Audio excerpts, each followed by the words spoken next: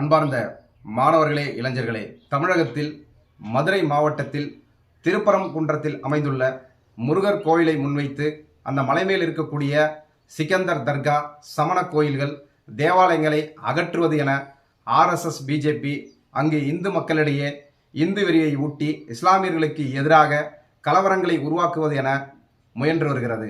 அதாவது ஒவ்வொரு கலவரங்களுக்கு பின்னாலும் ஒரு லாப நோக்கம் இருக்கிறது. அதன் அடிப்படையில் மதுரை மாவட்டத்தில் இந்த திருப்பரங்குன்றம் முருகர் கோயிலை வைத்து நடைபெறுகிற இந்த சர்ச்சைக்கு பின்னாலும் ஒரு லாப நோக்கம் இருக்கிறது. 1947ஆம் ஆண்டு இந்து குஜராத் முதலாளிகள் இந்தியாவினுடைய சந்தையை கைப்பற்றுவதற்கு இந்து மக்களிடையேவும் இஸ்லாமியர்களிடையேவும் ஒரு கலவரத்தை உருவாக்கி அதை நாடு முழுக்க பரவச் செய்து இந்தியா பாகிஸ்தான் என்ற பிரிவினையை உருவாக்கினார்கள். அதைத் தொடர்ந்து 1990களில் உலக வர்த்தக கழக அமைப்பால் அமுல்படுத்தப்பட்ட புதிய பொருளாதார கொள்கையை அமுல்படுத்துவதற்கு இந்தியாவில் இஸ்லாமிய வெறியையும் கிறிஸ்துவ வெறியையும் சாதி மத மோதல்களையும் உருவாக்குவது என தொடர்ச்சியாக நடைபெற்று வருகிறது. உலக வர்த்தக கழகத்தின் கொள்கைகளை அமுல்படுத்துவதற்கு அந்தந்த நாடுகளில் இருக்கக்கூடிய முரண்பாடுகளை கூர்மைப்படுத்துவது, அதாவது இந்தியாவிலே இஸ்லாமியர்களுக்கும் இந்துக்களுக்கும் இருக்கக்கூடிய முரண்பாடுகளை கூர்மை தீட்டி அதன் மூலமாக அந்தந்த மாநிலங்களில் இருக்கக்கூடிய கனிம வளங்களை கொள்ளையிடுவது என முடிவு செய்யப்பட்டது. அதன் அடிப்படையில் 1999ஆம் ஆண்டு ஒரிஷா மாநிலத்தில் ஏற்பட்ட கலவரம், அதாவது ஒரிஷா மாநிலத்தில் பெரும்பான்மையாக பழங்குடி மக்கள் ஆதிக்க சாதியினருக்கு கொத்தடிமைகளாக, அதாவது செங்கல் சூளையில் வேலை செய்கிற கொத்தடிமைகளாகவும் விவசாய கூலிகளாகவும் வட்டிக்கு பணம் வாங்குபவர்களாகவும் இருந்து வந்தனர். அவர்களை கிறிஸ்துவ மிஷனரிகள் மீட்டு அவர்களுக்கு ஒரு வாழ்வாதாரத்தை உருவாக்கி கொடுப்பது, கல்வியில் அவர்களை முன்னேற்றுவது என தொடர்ந்து அங்கே வேலை செய்து வந்தது. இதை பிடிக்காத இந்து முதலாளிகள் ஆதிக்க சாதியினர் அங்கே கிறிஸ்துவ மத கலவரங்களை உருவாக்கி 57க்கும் மேற்பட்ட கிறிஸ்துவ மக்கள் அங்கே படுகொலை செய்யப்பட்டார்கள். 2000 வீடுகள் எரிக்கப்பட்டது. அது மட்டுமல்லாமல் ஆஸ்திரேலியாவைச் சேர்ந்த பாதிரியார் கிரகாம் ஸ்டோன்ஸ் அவரும் அவருடைய 2 பிள்ளைகளும் ஜீப்பிலே வைத்து எரிக்கப்பட்டனர். அதைத் தொடர்ந்து பேருந்திலே பயணம் செய்து கொண்டிருந்த பாஸ்டர் ஒருவரை இழுத்து பிடித்து கீழே இறக்கி RSS கைகூலிகளும் இந்துத்துவவாதிகளும் அவரை அடித்து அவருடைய சட்டையெல்லாம் கிழித்து நிர்வாணப்படுத்தி ஓடவிட்டனர்.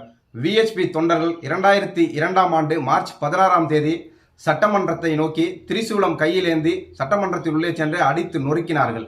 இப்படி அங்கே மத கலவரங்களை உருவாக்கி ஒரிஷாவில் இருக்கக்கூடிய கனிம வளங்களை கார்ப்பரேட் முதலாளிகள் கொள்ளையடிப்பதற்கு ஏதுவாக இதுபோன்ற கலவரங்கள் தொடர்ச்சியாக அங்கே செய்து வரப்பட்டது. அதனூடாக தற்பொழுது 2024ஆம் ஆண்டு சட்டமன்ற தேர்தலிலே பாரதிய ஜனதா கட்சி ஆட்சியை பிடித்துள்ளது.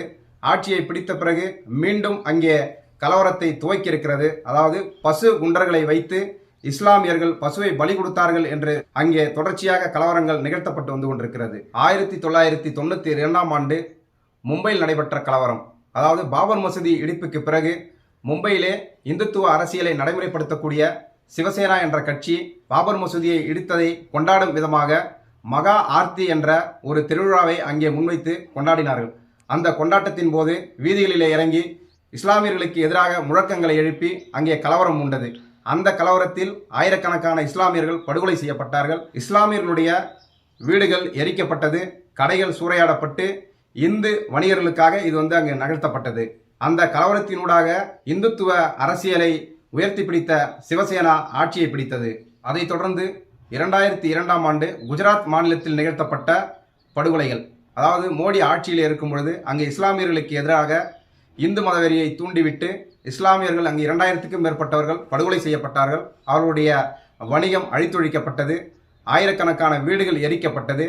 இதுவும் அங்கே இந்து முதலாளிகளுக்காக அந்த மாநிலத்தில் இருக்கக்கூடிய கனிம வளங்களை கொள்ளையிடுவதற்காக நிகழ்த்தப்பட்ட ஒரு மத கலவரமே ஆகும். கடந்த 2 வருடங்களுக்கு முன்பு மணிப்பூர் மாநிலத்திலே 2 பழங்குடி சமுதாயங்களுக்கு இடையே கலவரங்களை தூண்டிவிட்டு, அதாவது இந்து கிறிஸ்துவ மத கலவரத்தை அங்கே தூண்டிவிட்டு தொடர்ச்சியாக அங்கே குக்கி மக்கள் படுகொலை செய்யப்பட்டு வந்து கொண்டிருக்கிறார்கள். ஆயிரக்கணக்கான மக்கள் காடுகளிலே தஞ்சம் புகுந்திருக்கிறார்கள். அங்கே இருக்கக்கூடிய அந்த மாநிலத்தை ஆட்சி செய்யக்கூடிய பாஜக அரசு கலவரக்காரர்களுக்கு துப்பாக்கிகளை கொடுத்து காவல்துறையினர் அந்த கலவரக்காரர்களுக்கு பாதுகாப்பு கொடுத்து வேடிக்கை பார்த்து வந்து கொண்டிருக்கிறார்கள். இதற்கு காரணம் என்ன என்றால், அந்த மணிப்பூர் மாநிலத்திலே ஏராளமான கனிம வளங்கள் அங்கே இருக்கிறது. அந்த கனிம வளங்களை வெட்டி எடுப்பதற்கு அந்த மலைகளிலே வாழக்கூடிய பழங்குடி மக்களை காலி செய்வது, அதற்கு இந்த மத கலவரத்தை பயன்படுத்தி வருகிறது ஆளும் பிஜேபி அரசும் கார்ப்பரேட்டுகளும். இதற்கு முன்பு தமிழ்நாட்டிலும் 1986ஆம் ஆண்டு கன்னியாகுமரி மாவட்டத்தில் பகவதி அம்மன் கோயில் திருவிழாவில் இந்து பெண்களை கிறிஸ்துவ இளைஞர்கள் கேலி செய்தார்கள் என கூறி அங்கே மிகப்பெரிய கலவரம் நடத்தப்பட்டது. அந்த கலவரத்தில் ஆயிரக்கணக்கான கிறிஸ்துவர்கள் படுகொலை செய்யப்பட்டார்கள். அவருடைய வணிக கடைகள் அழித்தொழிக்கப்பட்டது, வீடுகள் எரிக்கப்பட்டது. இந்த கலவரம் எதற்காக செய்யப்பட்டது என்றால், அங்கே இந்து வணிகர்களுக்கு போட்டியாளராக இருந்த கிறிஸ்துவ வணிகர்களை அழித்தொழிப்பது.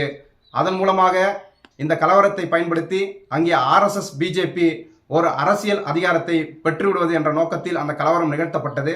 கிட்டத்தட்ட அந்த கலவரம் நிகழ்த்தப்பட்ட பிறகு கன்னியாகுமரி மாவட்டம் இதனால் வரையில் RSS பிஜேபிக்கு ஆதரவான ஒரு மாவட்டமாகவே திகழ்ந்து வருகிறது.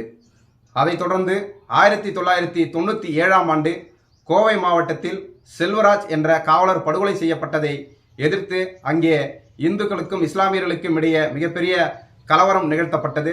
அந்த கலவரத்தில் இந்து வணிகர்களுக்கு போட்டியாளராக இருந்த இஸ்லாமிய வணிகர்களுடைய கடைகள் அழித்தொழிக்கப்பட்டது. அந்த கலவரங்கள் எல்லாம் தமிழகம் முழுவதும் பரவச் செய்து தமிழ்நாட்டை RSS பிஜேபியினுடைய கைக்குள் கொண்டு வருவது என திட்டமிடப்பட்டது. ஆனால் அந்த கலவரங்கள் தமிழகம் முழுக்க பரவாமல் தடுக்கப்பட்டது. சில வாரங்களுக்கு முன்பு மதுரை மாவட்டம் அரிட்டாப்பட்டி என்ற கிராமத்தில் டங்ஸ்டன் சுரங்கம் அமைப்பதற்கு எதிராக அங்கே இருக்கக்கூடிய சுற்றுப்புற கிராம மக்கள் அனைவரும் ஒன்று திரண்டு அதிலே இந்துக்களும் இஸ்லாமியர்களும் கிறிஸ்துவர்களும் அந்த போராட்டத்தில் கலந்து கொண்டு அந்த டங்ஸ்டன் சுரங்கம் அமைப்பதற்கு எதிராக போராடி அதை தடுத்து இன்றைக்கு வெற்றி பெற்றிருக்கிறார்கள். அந்த ஒற்றுமையை சீர்குலைத்து இந்து கிறிஸ்துவ இஸ்லாமிய மத கலவரங்களை அங்கே தூண்டிவிட்டு மீண்டும் கார்ப்பரேட்டுகளுக்கு ஆதரவாக அந்த டங்ஸ்டன் சுரங்கத்தை கொண்டு வருவது என இந்த கலவரத்தை செய்ய தொடர்ச்சியாக RSS பிஜேபி முயன்று வருகிறது.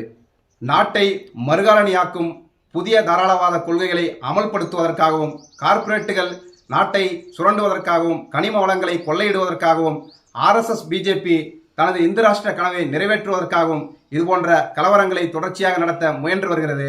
இதை இந்த வகையிலே மாணவர்களும் இளைஞர்களும் புரிந்து கொண்டு இதற்கு எதிராக நாம் ஒன்று திரண்டு போராடுவோம். கார்ப்பரேட் வரும் பின்னே, மத கலவரம் வரும் முன்னே.